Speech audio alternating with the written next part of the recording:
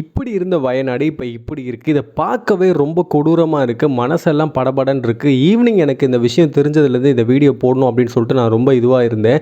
ஏன் அப்படின்னு பார்த்தீங்கன்னா, நிறைய உயிர்கள் போயிருக்கு. ஏன் இப்படிப்பட்ட ஒரு நிலச்சரிவு அப்படின்னு தெரியல. ஆனால் நேற்று ஈவினிங்லேருந்து பயங்கரமான கனமழை.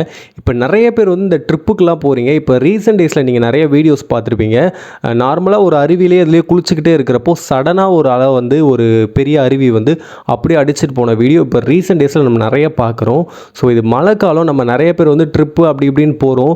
ஸோ நீங்கள் போகிற இடங்களில் என்ன சம்பவம் வேணால் நடக்கலாம். ஸோ கொஞ்சம் நிதானித்து நீங்கள் எங்கே போகிறீங்க, எப்படிப்பட்ட பிளேஸ் இது அப்படின்னு சொல்லிட்டு நீங்கள் விசாரித்து போனால் நல்லாயிருக்கும். இப்படிப்பட்ட ஒரு சம்பவம் நடக்கும் அப்படின்னு சொல்லிட்டு யாருமே எதிர்பார்க்கல. இது உலக அளவில் பெரிய ஒரு விஷயமா பேசப்பட்டுட்டு வருது.